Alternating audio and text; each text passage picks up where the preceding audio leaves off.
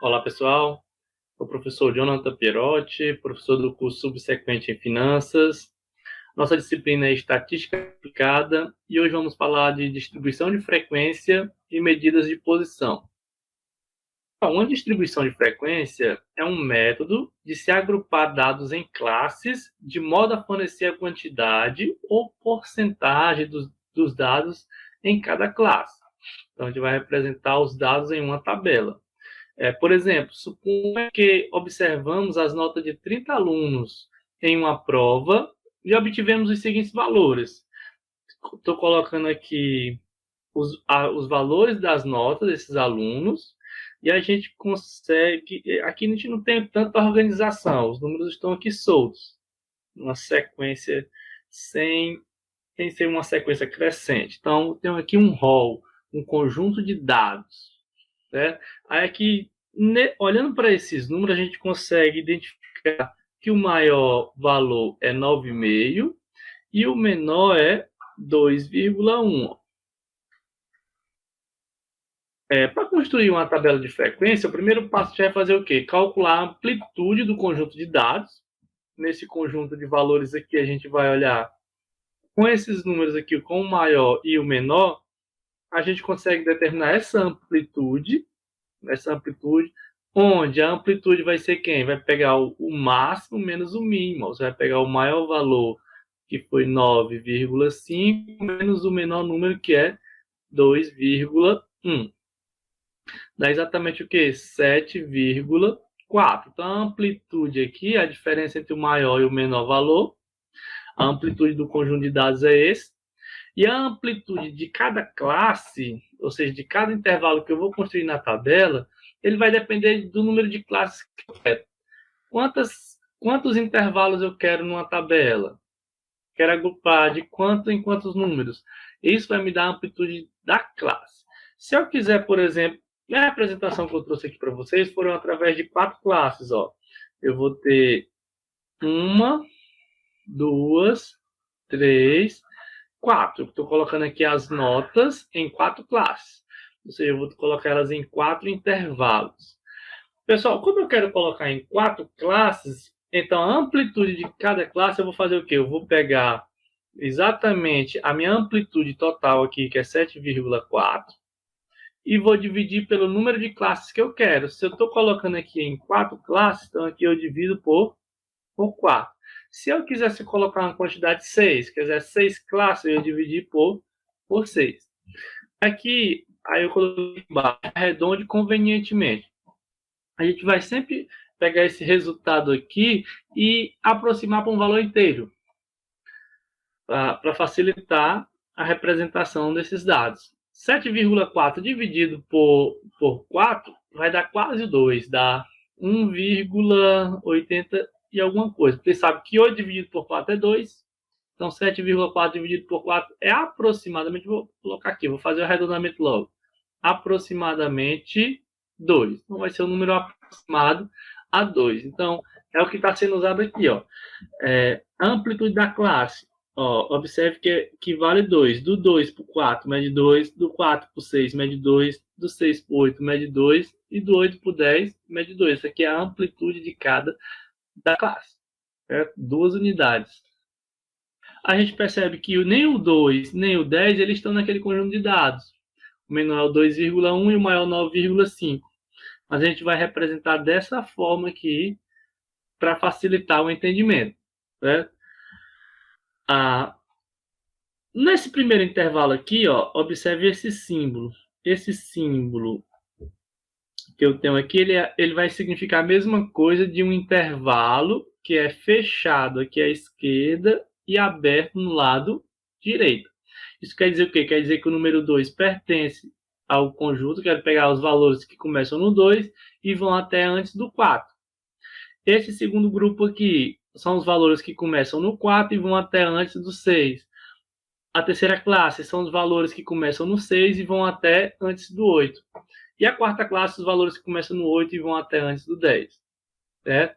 Olhando esse conjunto de valores, a gente tem que na primeira classe, que é os números que começam no 2 e vão até antes do 4, tenho o quê? Tenho 4 alunos com essas notas. Tenho 4 alunos que têm nota nesse intervalo, começando no 2 e indo até antes do 4. Pessoal, para calcular a frequência, o 4 aqui ele representa a frequência absoluta da primeira classe. Essa primeira frequência aqui que eu estou colocando é a chamada frequência absoluta. Frequência absoluta, a quantidade real. E a próxima frequência que eu vou colocar aqui ao lado vai ser a frequência relativa. Para determinar a frequência relativa, basta que eu pegue a frequência absoluta e divida aqui pelo total de alunos, nesse caso. Então, aqui a frequência relativa na primeira classe, você vai pegar o 4 e dividir por 30. 4 dividido por 30. Na próxima classe, você vai pegar 12 dividir por 30. O da próxima classe, você vai pegar 11 dividir por 30 e o outro 3 dividir por 30. Esse próximo aqui é uma divisão exata, 12 por 30 dá 0,4. 0,4. Que essa aqui eu posso considerar a frequência relativa como 0,4, mas também posso multiplicar por 100. Ó. Quando eu multiplico por 100 aqui, eu vou ter um total de 40%. Então, eu posso representar também a frequência relativa em porcentagem. Ó. Frequência relativa aqui na segunda classe, 40%. Se você divide 4 por 30, vai dar um valor decimal. Você multiplica por 100, você tem também a frequência relativa. Da mesma forma, na terceira classe, 11 dividido por 30 multiplicado por 100 vai dar a frequência relativa. Nas medidas de posição ou medida de tendência central, a gente vai estudar hoje especialmente a média, mediana e módulo. A gente vai focar nessas 3 medidas que são as mais importantes medidas de tendência central. Certo? Quando você trabalha com dados numéricos, observa-se tendências de se agrupar em torno de um valor central. Tendência se agrupando em torno de um valor central. Isso significa que algum valor central é característica dos dados e que o mesmo pode ser representado para descrevê-los e representá-los. Então, essa que são chamadas também de medidas de centralidade, que elas tendem a um centro, elas se aproximam de um centro. Uma tendência. Primeiro, vamos estudar a média aritmética, que a média aritmética vai ser a soma de todos os termos da pesquisa dividido pelo número de elementos pesquisados. Se eu tenho um conjunto de números x1, x2, x3 até um xn, a média aritmética desses números basta que eu some todos eles e divida aqui pela quantidade de números. No caso aqui, se eu estou começando do 1 e vou até o n, então eu vou dividir por n, porque aqui são n termos. Por exemplo, a tabela abaixo mostra o número de gols marcados nos jogos de uma rodada de um campeonato de futebol. Então, aqui as quantidades no primeiro jogo, segundo, terceiro, até o sexto jogo. Para calcular a média aritmética, eu vou fazer o quê? Vou somar todos os valores e dividir pela quantidade de termos. No caso aqui são 6 jogos, então eu vou somar as quantidades e vou dividir por 6. Fazer isso. Somo todos eles, que vai dar 15. 4 mais 2 mais 0 mais 1 mais 5 mais 3. E divido por 6, que é exatamente o número de jogos. Aqui vai dar o quê? Vai dar 2,5. 2,5 não é nenhum desses números, mas representa uma centralidade. A tendência central, próximo do 5, vai ser o centro. A média ponderada é um caso de média aritmética, só que agora os dados eles vão estar agrupados. E nessa média a gente multiplica os valores pelas quantidades. O valor de cada termo pela sua quantidade. Tá um pouco confuso. Vamos por exemplo. Considere a tabela a seguir com os dados de uma pesquisa sobre batimentos cardíacos. Aqui a gente detectou o seguinte, que 3 pessoas tiveram 75 batimentos por minuto. 9 pessoas, 76 batimentos por minuto. 5 pessoas, 77 batimentos por minuto. Pessoal, para eu não colocar na média aqui 75 mais 75 mais 75, basta que eu multiplique 3 vezes 75, mais 9 vezes 76, mais 5 vezes 77. A diferença da média simples para a ponderada é que agora a gente vai multiplicar essas quantidades. Multiplica a frequência pelo número de batimentos por minuto de cada paciente, certo? Então vai ficar o seguinte, ó, a média aqui vai ser a ponderada por causa dessas aplicações. E a gente divide aqui, não pela quantidade de classes que eu tenho aqui, mas sim pelo total de pacientes. O total de pacientes representa exatamente a frequência aqui, ó, a soma dessas frequências. 3 mais 9, mais 5, mais 7, mais 2, até o mais 4, soma de todos os valores, que é a quantidade de pacientes pesquisados. A mediana, ela é outra medida de centralidade, ela realmente representa, ela indica o termo central, a mediana de um conjunto de valores dispostos segundo uma ordem, pode ser tanto crescente quanto decrescente, é o valor situado de tal forma no conjunto que ele separa os dois em dois subconjuntos de mesma quantidade de elementos. Por exemplo, considere o consumo mensal de água em metros cúbicos de uma residência. Considerar aqui os valores. Quando a gente, primeiro passo, para calcular a mediana, a gente vai colocar esses termos em ordem crescente, pode ser decrescente também, e observar o central.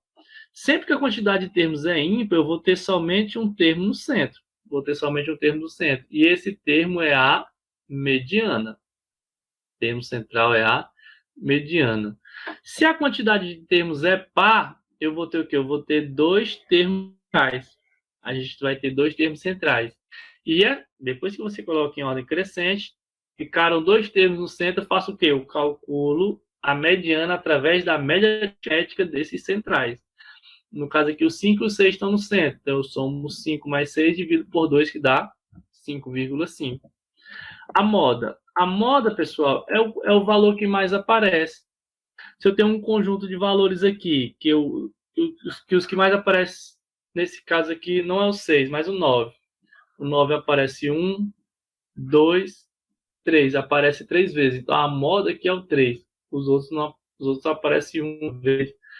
A moda é aquele, da mesma forma que quando uma roupa está na moda, a roupa da moda é aquela que tem muita gente utilizando, na matemática a moda é aquele número que mais aparece.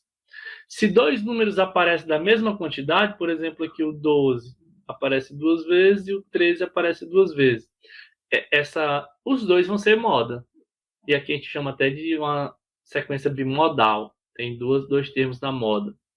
Se não aparece nenhum termo se repetindo, nenhum mais que o outro, eles têm aparece na mesma quantidade, eu posso dizer que esses termos são a sequência amodal, não tem moda. Pessoal, eu vou disponibilizar para vocês o material para consulta, um PDF do livro de estatística e alguns vídeos aqui que vão estar disponíveis nesse PDF que vai estar no slide. Vou disponibilizar esse slide em PDF e vocês podem estar clicando no link, ele redireciona para o material. Então, um abraço a todos, bons estudos e até a próxima aula.